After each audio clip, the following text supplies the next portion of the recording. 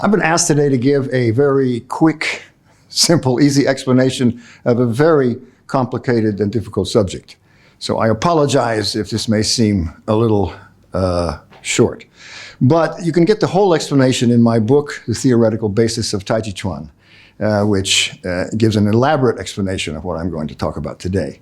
There's a lot of aspects of Taijiquan, so many of them that different teachers can concentrate on various ones and not be blamed for leaving certain things out, because it's just impossible to cover everything at any one time.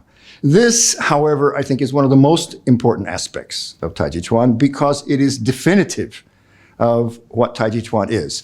Many of the other aspects of Taiji are shared by other martial arts. Other martial arts use Chansu Jing, they use correct breathing, they use rooting, they use all kinds of things. But what is definitive of Taijiquan is what is contained in its very name, Taijiquan. How do you make a Taiji? Now, you can find a lot of kind of simple explanations of this. The problem is that Taiji operates in the three dimensions of real space, and therefore it has to create a Taiji that is balanced in every direction. That's the complicated part of it. To do that, you need to create a kind of fractal system of Taijis, and I'll try to explain that today. First, let me just explain the basic concept. Taijiquan cannot be done alone. No matter how many beautiful performances you have seen of people doing the form, that does not define Taijiquan, and it doesn't even give you a clue as to whether the person doing it is any good at Taijiquan. Because Taijiquan is something that you do with another person. And in fact, with that other person, if he doesn't do Taijiquan with you, you are going to find yourself trying to do Taijiquan, but actually injuring the other person instead. This is the real problem. So if things look cooperative in Taijiquan, it's because they are. Because it is extremely hard to learn these skills, even with both people cooperating as hard as they possibly can. Once the skills are learned, then they can operate with a stranger on the street. They can do all kinds of things. But you cannot perfect this in a chaotic martial situation. And this is really true of all martial arts. No martial art is without cooperation on some level. Even if the cooperation is very simple, like we're not going to stab each other in the eyes or kick each other in the groin or things like this, this is still cooperation. The more sophisticated the martial art, the greater the cooperation has to be. Because when you have just a simple elevation of athletic ability, this is something that you already know how to do, but you just learn to do a little bit better. This does not require a lot of cooperation to learn. But when you have something that is a retraining of basic instincts, especially basic fighting instincts, which really come into play when somebody actually attacks you, this requires a huge amount of cooperation in order to actually learn.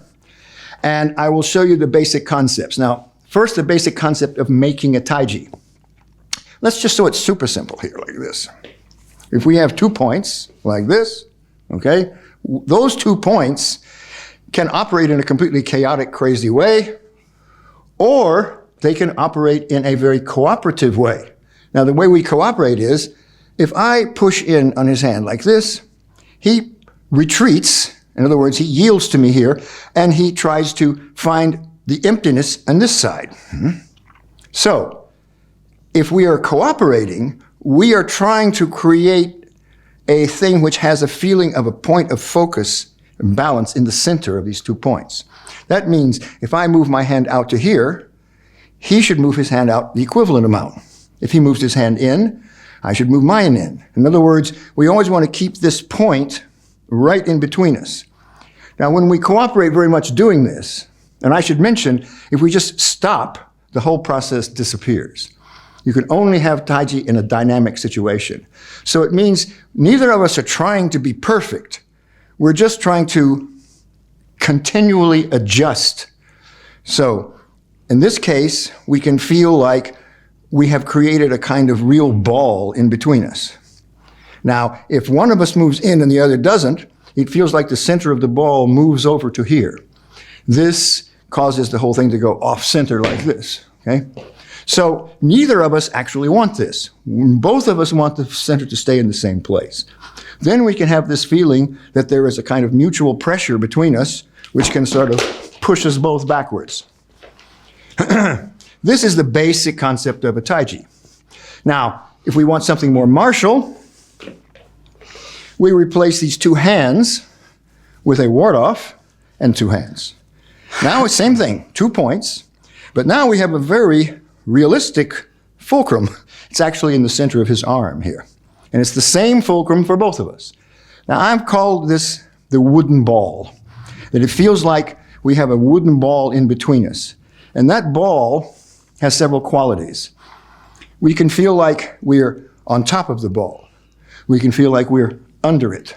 And we can feel like the ball slides from side to side. In fact, if we're both being correct, the ball will feel completely slippery and mobile because neither of us are trying to fix it in the middle. So don't think we're trying to create a kind of fixed thing. We're trying to create a fulcrum that is fixed, but a ball that is continuously moving and rotating. And we must follow this, okay? Now, this is the simplest level on which to understand the Taiji. But you say, wait, what if he pushes in with his wrist?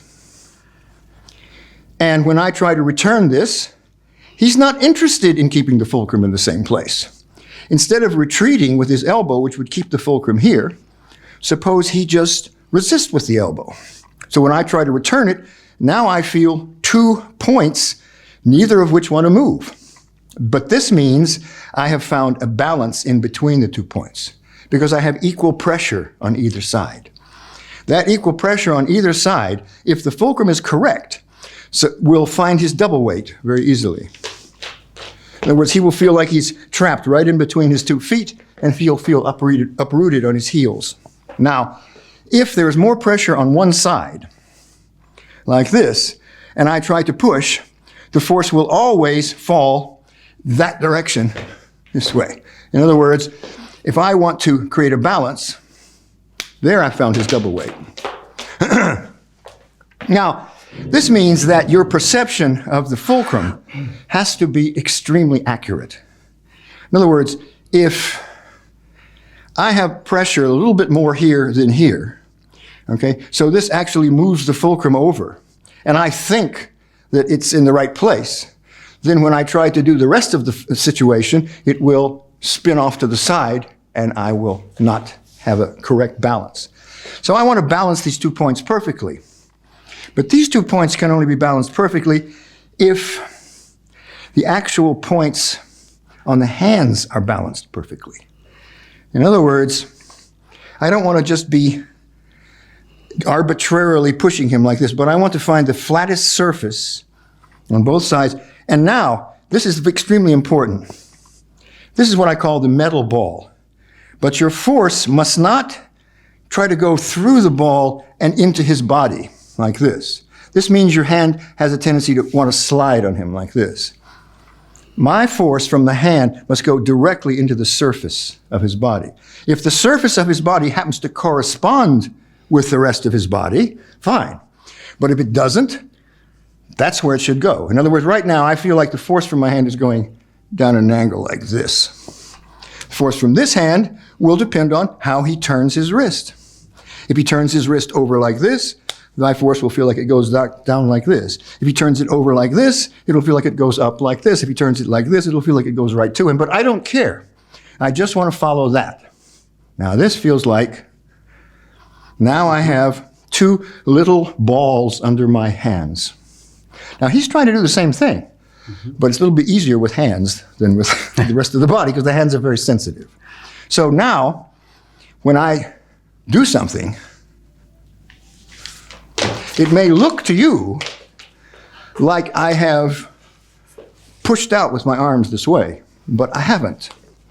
In other words, he never feels the hands slide on him like this, but he feels them still sticking into him.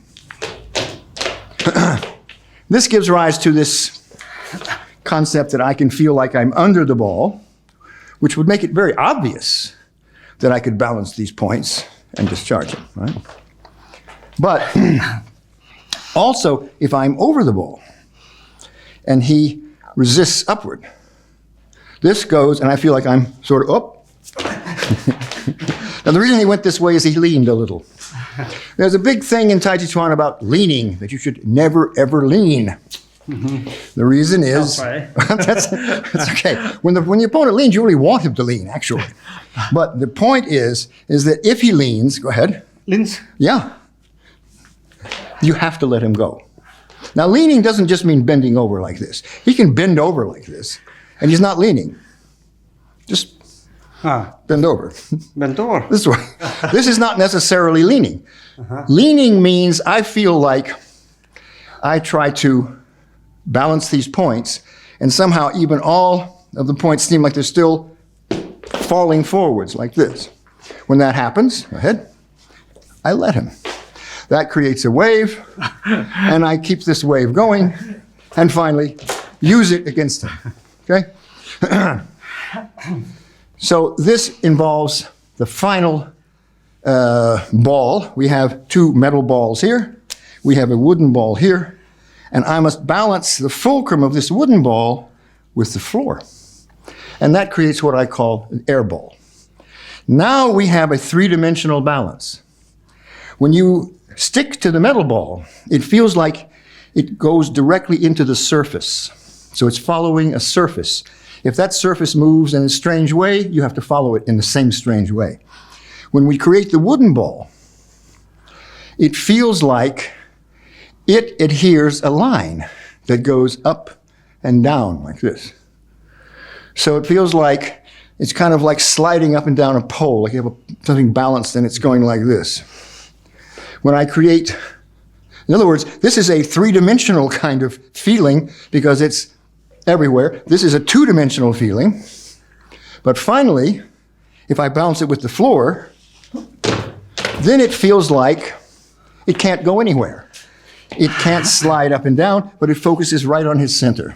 Once it focuses on the center, go up, there we go.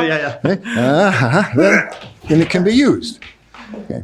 So the strange thing is, I am actually not trying to force this to happen. In other words, if he insists on pushing off to the side, that wasn't the side, push to the side, miss me. If he misses me, go ahead, there's no way I can force this to come back in front of me and use it. I have to keep playing.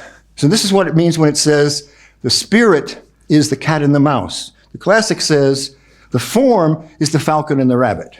It's like I have him like this, but the spirit, I can't force that. I can't just make myself aim at him. I have to keep playing, and he has to keep attacking. When he keeps attacking, finally, it naturally centers, and then you get this nice discharge. That's the explanation in a nutshell. I know it's difficult, but it takes years. Thank you.